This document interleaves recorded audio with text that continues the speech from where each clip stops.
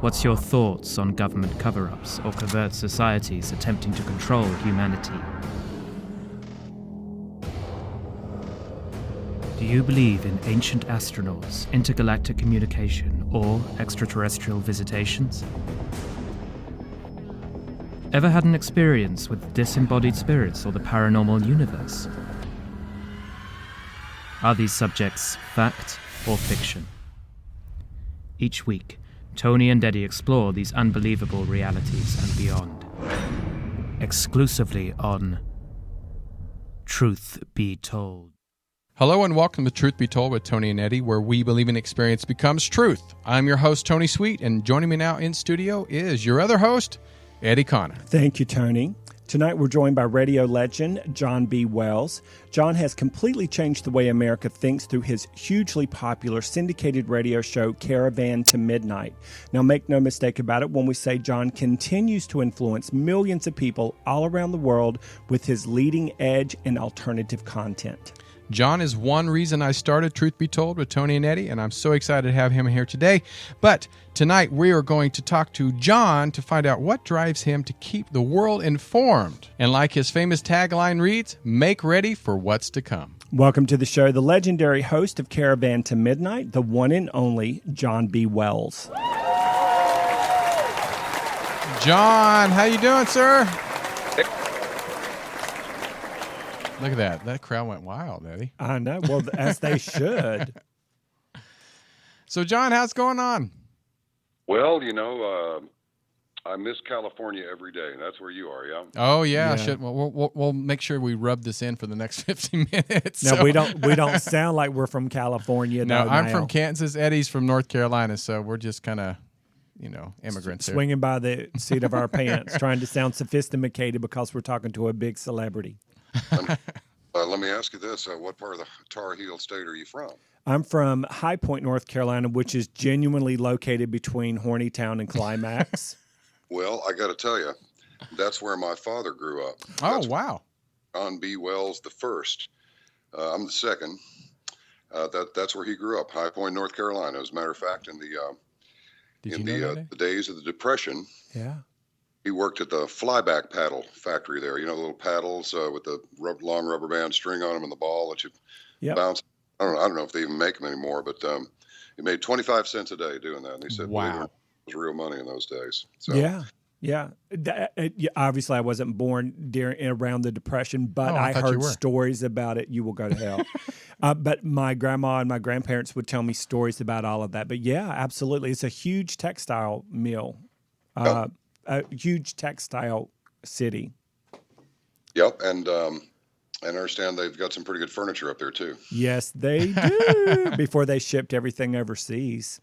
Oh yeah, man, I was talking about that today. There's an article. I want to say it's from SOTT.net, SOTT.net, about Venezuela and what now kind of opened the door to this when you're talking about outsourcing everything.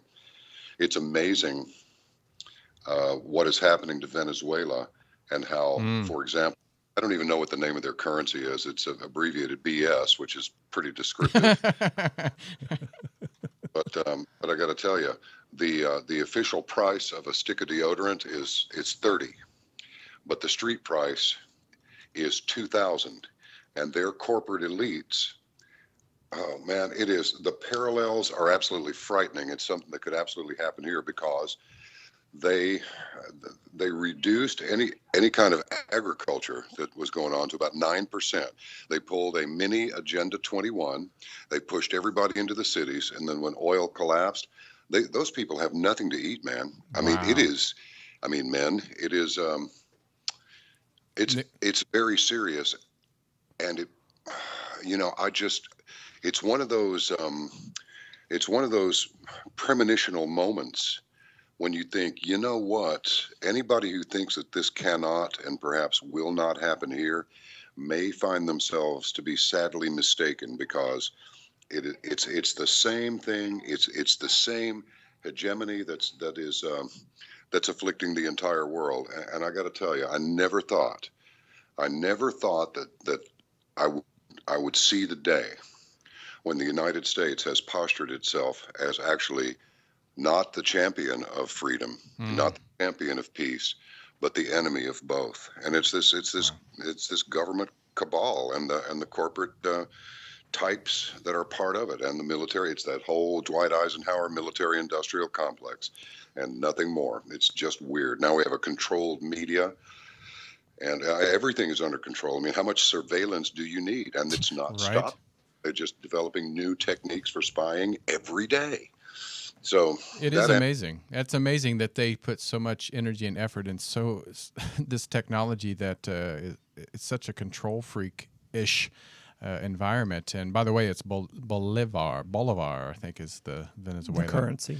But so, John, I have to say, your knowledge of so much in this alternative media baffles me, because I try to keep up with it. How do you wrangle so much information in your head and not explode? I find that fascinating, because when you talk, you're like the E.F. Hutton of today. When John B. Wells speaks, people listen. It's like, how do you wrangle so much? Do you just sit and read all day?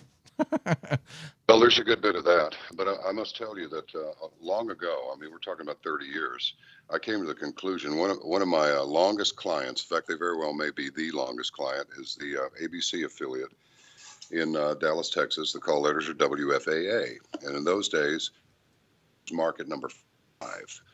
I lived in a city, but it actually turned out to be a market. And being inside, I was the voiceover guy for everything, the news, the bumpers, the promos, everything, all kinds of stuff. The primary voice there, and so I got to know all of those people, and I would hear them speak about this and that, and I came to the conclusion after a while, two things. Number one, the promo is always better than the actual story. Number two, while everybody's out there kind of jockeying for position as number one, we're the best. No, we're the best. So shut up. No, you shut up. It almost can't. The whole story doesn't come from Channel 8, and the whole story doesn't come from Channel 4. The thing is that a little bit comes from Channel 1. Channel 2 had just a tidbit, but not much to bring to the party. Channel 3 had a pretty good bit. Channel 4 had a nice piece. Channel 5 still contradicted this, but that contradiction also yielded a good thing. So it's like the whole story. You can trust us to give you the whole story. Well, that's rubbish. But if you look at all of them together, you'll get a picture of what might actually be the whole story. I got a feeling that got out there, and somebody heard it and decided, somebody's going to figure this out. And this guy's probably going to pop off about it to the wrong people, and they're going to get wise to it. So I think what we better do is control this media. So now if you look at Channel 4, 5, 8, and 11, and whatever, you'll find that if you were to put all those stations up on separate screens and somehow listen to all of the newscasts simultaneously, it's almost as though they are reading from the identical page. Right. Well, they are. Yeah. And they are. It wasn't so obvious in those days, but now it is. Yeah. But to answer your question, did you ever see that movie, The Usual Suspects, with Kevin Spacey? Spacey? You remember at the end when he would just pull information from here and there and concoct this huge story? Right.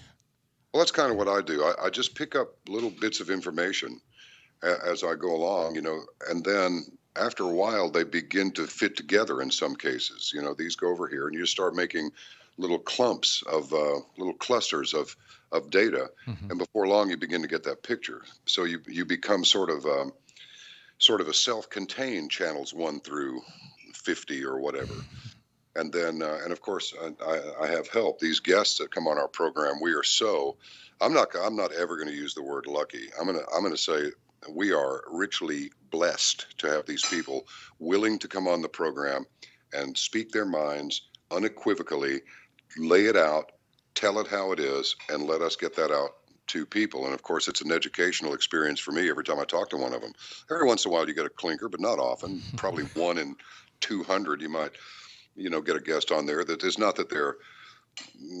I mean, we've had a couple of twisted ones from the old neighborhoods, but not often, there's a lot of information out there, and there has to be a way to like condense it and get it out to people so they can take what they want of it, the stuff that's important to them.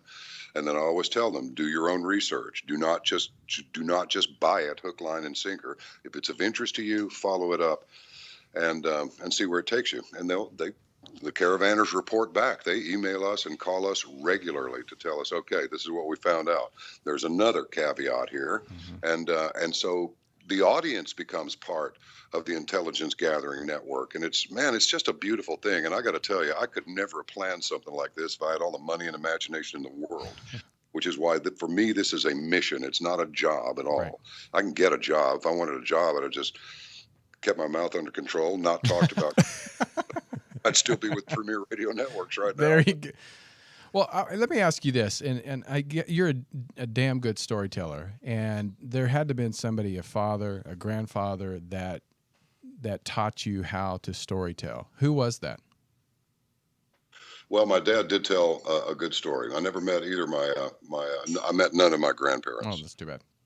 They checked out. My grandfather checked out when my dad was 13. Dad never got over it, but he could write a beautiful letter. He was an extraordinarily intelligent man and articulate. A submariner who started off on the battleship Maryland at Pearl Harbor. He'd been 21 years old for not even 3 months when the Japanese attack came, and one of my cousins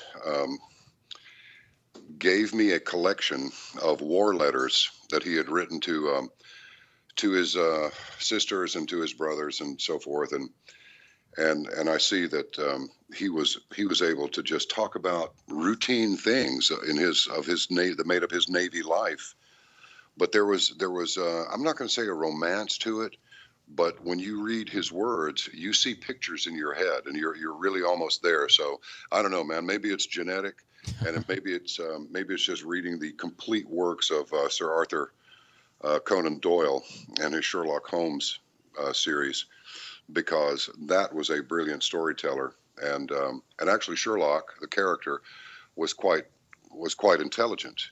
And he would say things like, "There's no reason, Watson, for you to keep everything in your head," because he had this massive card system, He said, in my toolbox, in my mental toolbox, I carry only the most important tools. I don't carry every tool from the shop. I'll go back to the shop and get a special tool. But these are the few tools that I need to get to where I can begin an actual investigation. And I thought that was genius. And the other thing that he said was, once you eliminate the impossible, whatever remains must be the truth. And that line that Arthur Doyle wrote has served me well for many years. Wow. Where do you get because you're quite the, and this is a compliment. It might not sound like it at first. I promise it's a compliment. God, here we go. But you're quite the entertainer, meaning and performer, in that you keep us engaged, not only with your storytelling. You've got this rhythm and this pulse about you that keeps everybody wanting to keep up with that which you are, whether you're articulating like you are now or whether you're right in the middle of doing your show. Where do you think you get that piece of it? Is that a chip off the old storytelling block? Or are you the standout person in your family that just is quite the performer and quite the entertainer? All of the Welleses, we're a pretty small clan, but again, I think it's just going back to Arthur Doyle. He said, "Art in the blood." Actually, Sherlock said it. Art in the blood is liable to take the strangest forms. Edward C. Wells designed the B-17. Ted Wells went to work for Walter Beach in a Depression-era factory that Walter rented from Clyde Cessna to begin the Beechcraft Airplane Company. Alice Wells was the first policewoman killed in the line of duty in San Francisco, 1915, I believe it was. And so there was a Wells at the Alamo, Private William Wells. And I don't know. I just, if you go up to High Point, start asking around, be careful, because you might get some really strange responses. Well, yeah, I could say the same about my family, Charles. But it sounds like your whole family, in some capacity throughout the decades, has kind of been on the leading edge. Yeah, they really have. It. You want to hear something that was absolutely chilling? Yes. I've told this on Coast, and I've told it on Caravan as well. But I was speaking with my father one afternoon, and I said, Dad, your father and my grandfather predicted the war with Japan almost 10 years before it happened. Whoa. And when you became old enough to hear this story, and your mother said, yes, that's what he said, when you became cognizant of what was going on around you, you knew of this story. So I want to ask you, what do you predict? And he looked at me, he got the right little smile on his face, and he took his out of his mouth and he said, the thing is about the next one, you won't know who you're fighting. Whoa. Wow. So And he took the 80s, man. So when did you, in all of the years that you've been doing what you've been doing as the problem solver, the intuitive, the counselor, the inventor, the spiritual messenger, teacher, solver, counselor, inventor, and all the great things that you are, when did you notice, because I don't think the mass consciousness notices a trend first. I think individual avant-garde people like you who think the way you do, you'll see a bend in the road that the mass mind doesn't see. When did you first notice an absolute bend in the road behind the scenes that the rest of America wasn't seeing? What was it? What was the red flag for you? The assassination of President John Kennedy. That's what I'm talking Yeah. about. I just got goosebumps. Yeah, totally. It's really odd, but I kept having brushes with the Kennedy incident. When I was in the second grade, my dad was the proverbial traveling salesman. Many years later, I realized that he was not a traveling salesman. Oh. He could keep a secret. It was my dad. He was fast-tracked through submarine school. He was pulled off of the USS Perch, a submarine that did not return after on its last mission. He was pulled off that mission by his own captain and said, Wells, you're staying here. He said, Captain, I kind of was counting on going on this ride. Captain said, you heard me, Wells. Report to quarters. Just pulled him off. He was fast-tracked through Freemasonry, and when he had finished 32nd degree and was studying to become 33rd, and he just quit. Ooh. And I said, years later, I said, Dad, what happened with that? He didn't want to talk. Dad would not talk about some things. He just wouldn't. He very skillfully just didn't talk about it. But he was talkative one night, and I said, what happened with the whole being a Mason thing? And again, he took his pipe out of his mouth and he said it was a cult. He goes, some of the rituals were very disturbing. And I decided I want nothing to do with this. I said, really? He said, they are not believers in Christ as the sovereign,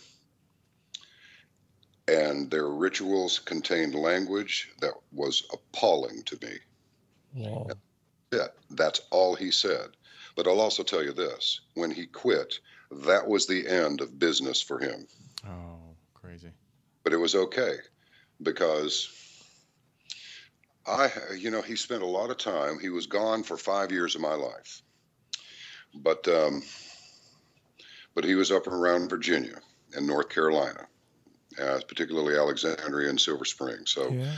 I think you can probably see where we're headed here. I can't prove it, but that would explain a lot of things, including a complete disillusion experience of government in its present form and all of these things. Later on, he told me, because I carried a 1A draft card. I registered for the draft at 18 and carried 1A, ready to go. I was in the ROTC program, being trained at like 15 and 16 years old by a Green Beret Master Sergeant in all sorts of ways to dispatch people. I remember thinking, I mostly joined it because some of my friends were in it. I thought, well, if we're going to get drafted, might as well go in with one stripe at least.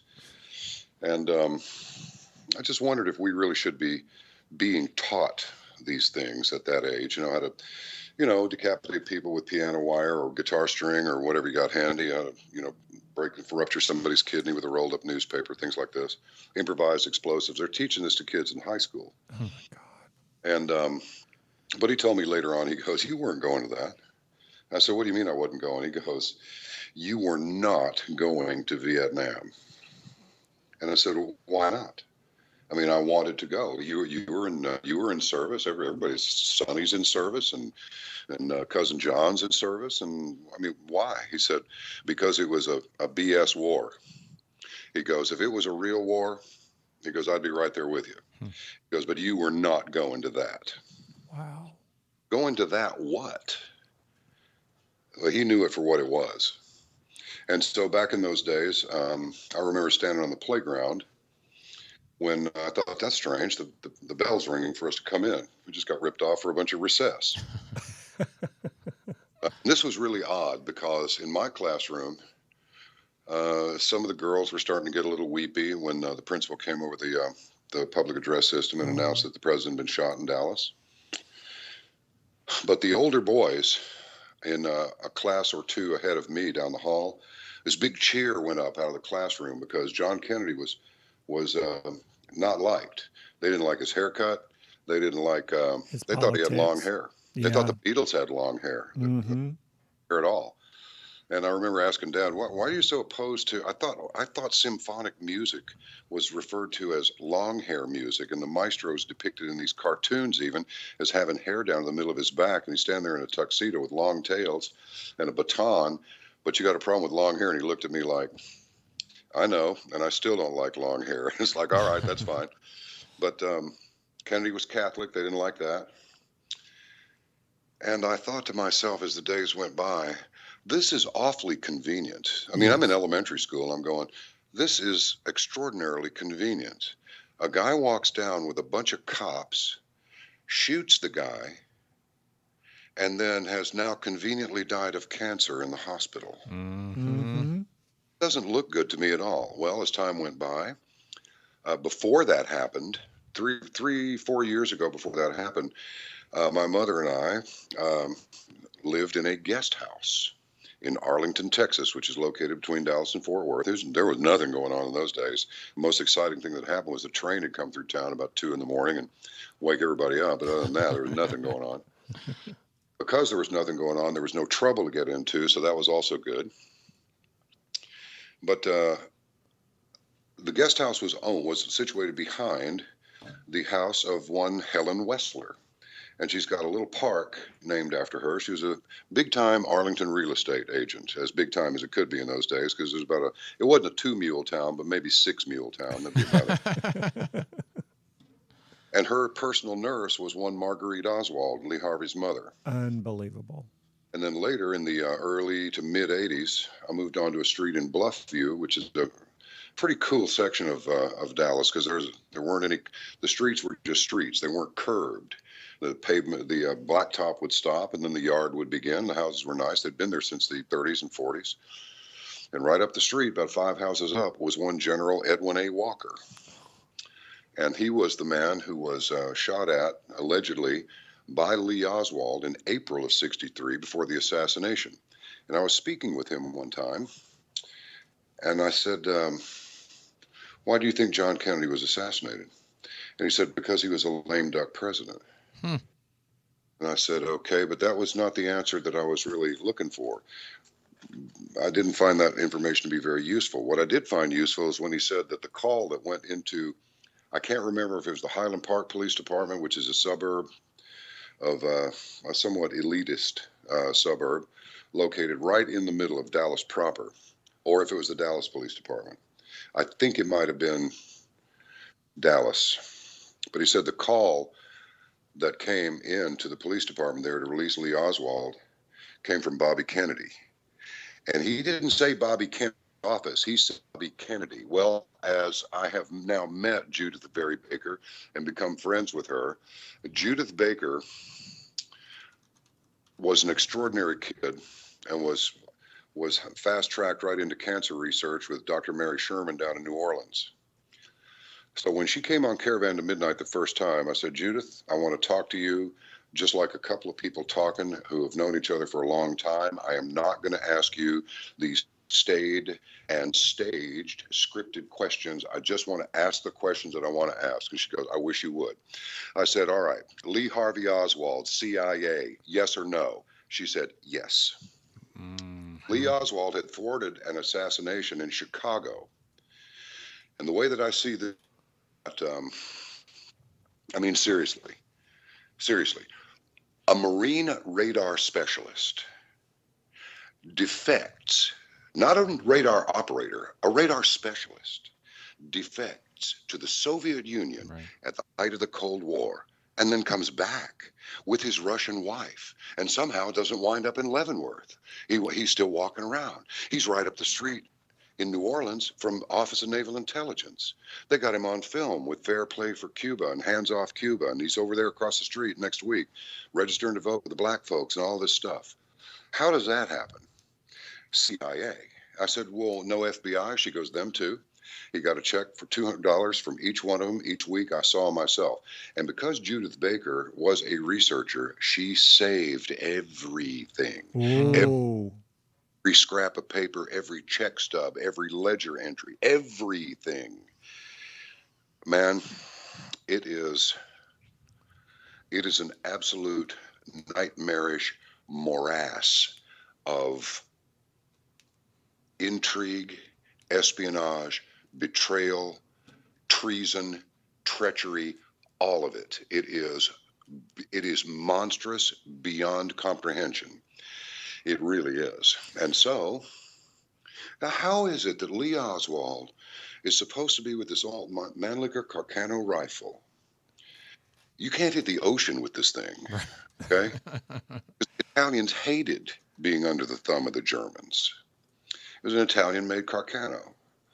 Okay, so he just happens to be, well, if he brought the rifle there to shoot the president, now how did he know at exactly what time the president would be coming by that building? Exactly. And who is it that he happened to be? He was there to help thwart another assassination attempt. Why would somebody say, a guy just came into the Texas Theater and he didn't buy a ticket and 20 cops show up? Why did the police radios go quiet for about an hour after the shooting? The cops were so scared, even they didn't say a thing about this. Nothing. And I'll also tell you this.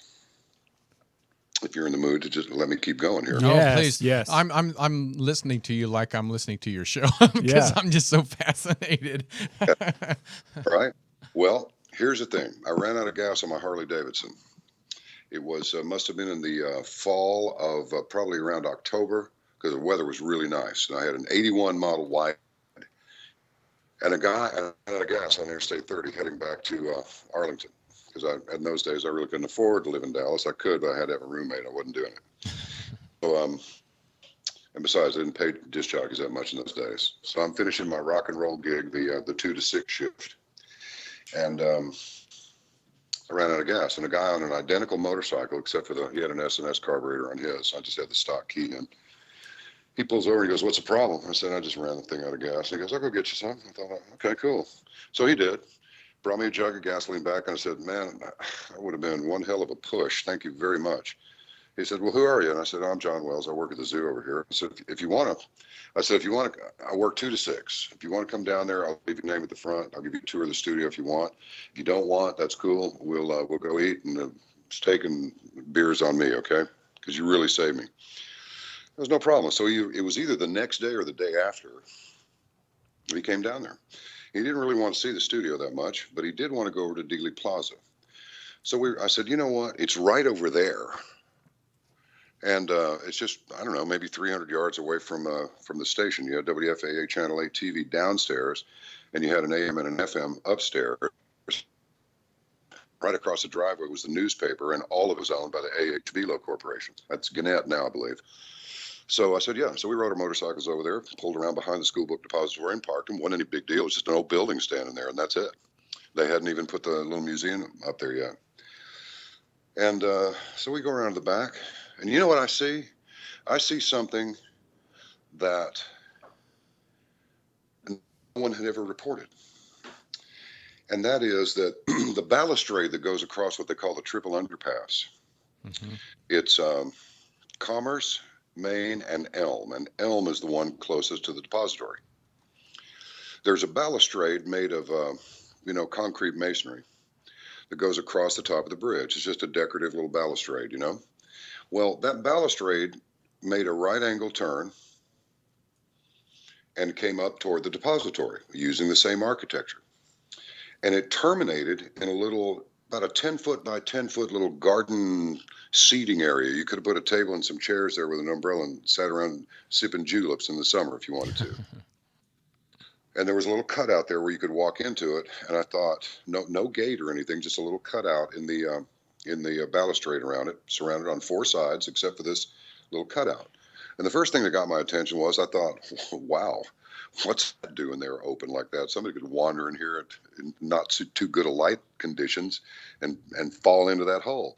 Right there on the floor of this patio is about a 2.5 to 3 foot by a 2.5 to 3 foot square hatchway with no cover on it right in the middle of this patio area.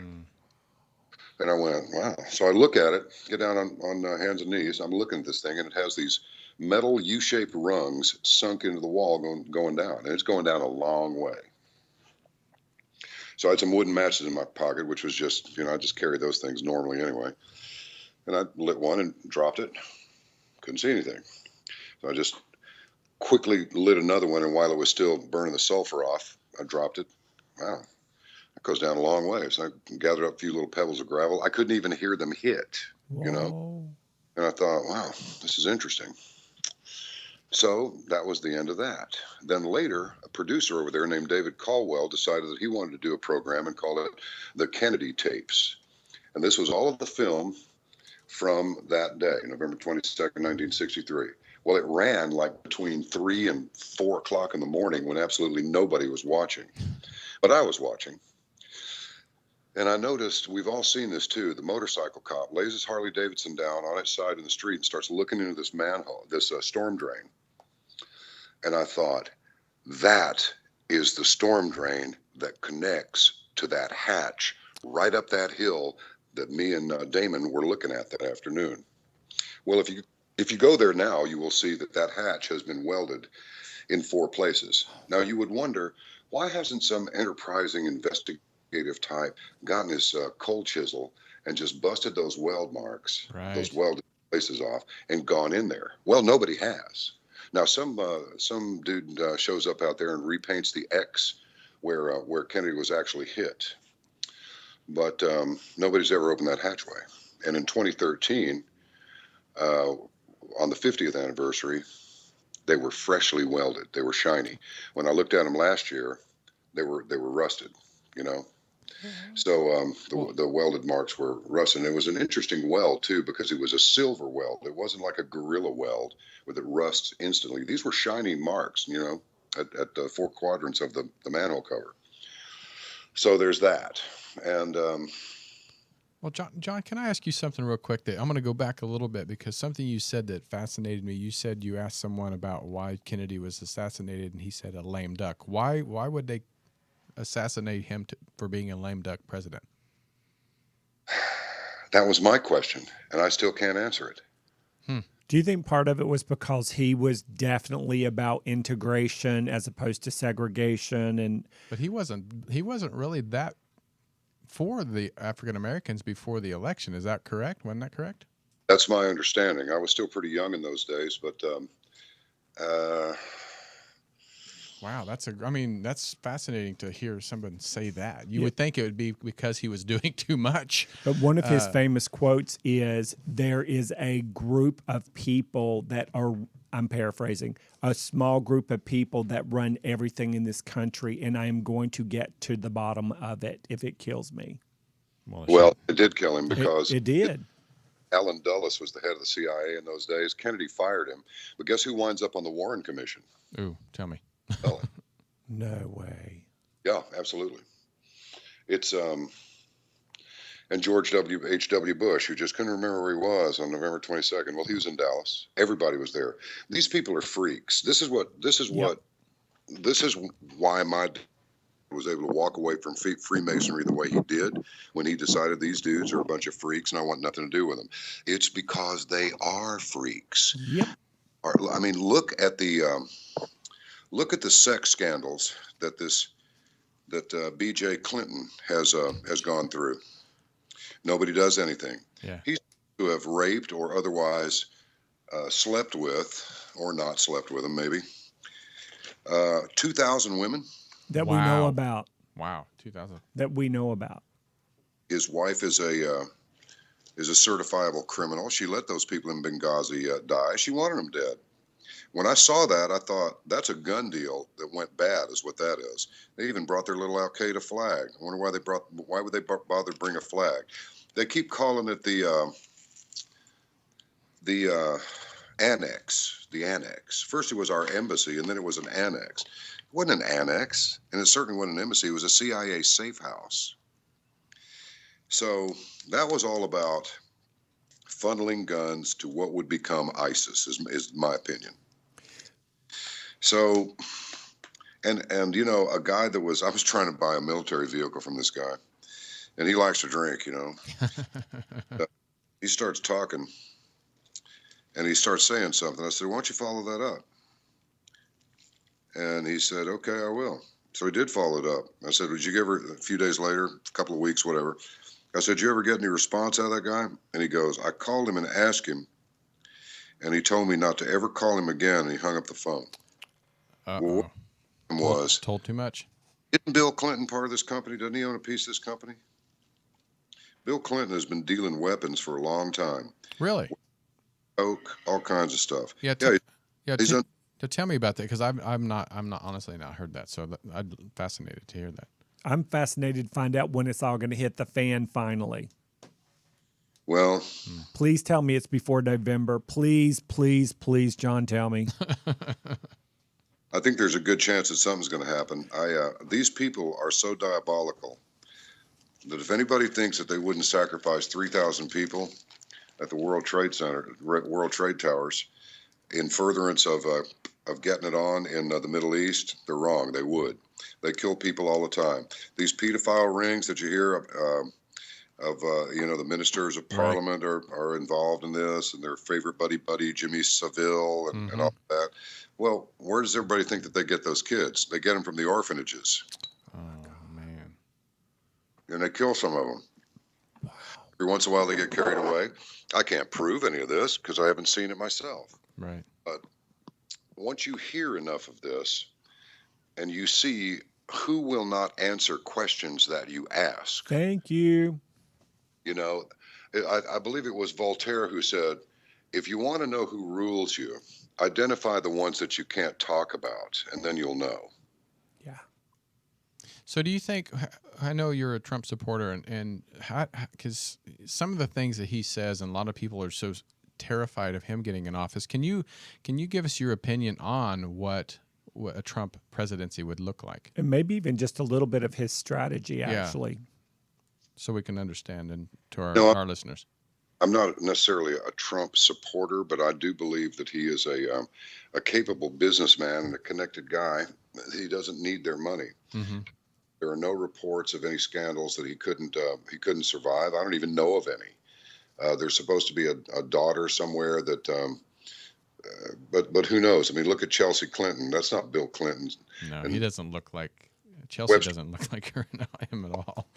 Looks just like Webster Hubble. That's whose daughter she is. Wow. You didn't know that, Eddie? No. I'll show you a picture of it. I love that. Side by side. I think one of the things that could be going on with Trump, they're trying to bring this to the light now. Do you ever watch? I'm sure you do, because you're probably one of the more well-informed people we've ever spoken with, John.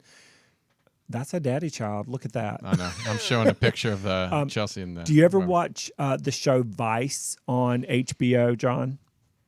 No, I don't. It's got some really great content in it, but one of the things that they're trying to put on Trump right now is, of course, he is a businessman and he's over in Dubai doing a lot of business. But one of the bad things about Dubai is you have the super mega wealthiest people on planet Earth there, and then you have all of this slave labor. and Trump is part of a huge resort, and he will not answer questions about the slave labor. He keeps passing it off to his independent contractors, and then they're trying to pass it back off to him.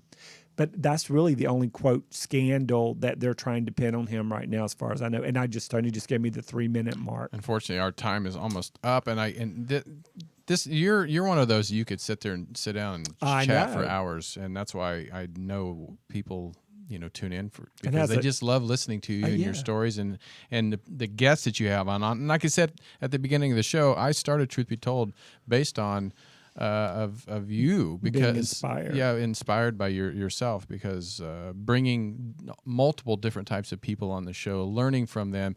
And when we said Truth Be Told, not everybody we have on the show is always I'm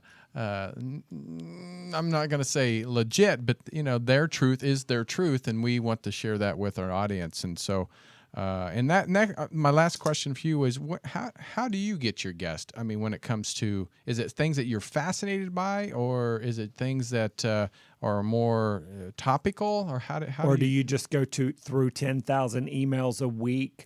Because I'm sure now they just follow you around. Well, I'll tell you, first, to finish up on Trump, it's the same situation as Americans don't have any problem, nor does Apple have any problem using Chinese slave labor. Those girls jump out the window with monotonous regularity. They kill them. I know, it's horrible. How it is. That's just business. And as far as Dubai, you're dealing with a Mohammedan base. And there are the ones at the top and the ones at the bottom. There is no middle class. You either got money or you don't. Now, as far as this other thing is concerned, I'll tell you, and I can also push this man's book, and there's nothing in it for me. I don't get a slice of it, nothing whatsoever. If you go through the site and you wind up buying it on Amazon, we might get, 15 cents or something, but that's not why I'm pushing his book. I read an article by a man named William Engdahl, Engdahl, and he has written a book called The Lost Hegemon. Well, it's actually Hegemon. And it's actually hegemony. That's actually the way you pronounce it, not hegemony or anything of the sort. Americans twist all kinds of things and just distorted representations of the real world. But if you want to find out what's going on, this man he is a genius level analyst. He is a brilliant writer. And he will explain that this goes all the way back to World War I, the Muslim Brotherhood, Nazis, and this tool of terror being the thing that allows these corporations to start stuff anywhere they want in furtherance of profits. This is why they're poking the cage of the Russian bear. This is why they're poking the cage of the Chinese dragon. And this is why we're liable to wind up with World War III. China's already said, you keep screwing around with us in the South China Sea and we're going to let you have it. Yep. Not going to pull another Korea or another Vietnam on us. We're not doing it. Now, am I defending the Chinese and their way of life? Not at all. Their governments, look, in every war, it's always the wrong people that get killed. That's just the way it is. 90% of all the casualties in any war, that's dead and wounded, are civilians. The reason for that is that the civilians allow it. Mm-hmm. Well, that's true. Mm-hmm. So I'll just call Ken Keeling and go, see if you can get this man. And he's looking for people all the time, so it's a collaborative effort. Beautiful. Well, for the people, go ahead. I'm sorry. I just wanted to say this before we run out of time. What you said about starting your show, you validate me and you validate our crew by saying such a thing, because if we can't inspire some people to go out and find some answers, then we are abject failures. You have just validated us, and I thank you very much for it. I'm just grateful to the Lord for giving me some sort of a skill that somebody might find some value in, and I really mean that. That's not false humility or any of the sort. I mean, I'm shooting you straight on this. And thank you for those words. No, thank you. And for the people, like I said, if you haven't heard who John B. Wells is, you living under a rock with Wilma Flintstone. You can check his show out daily, Monday through Friday at caravantomidnight.com.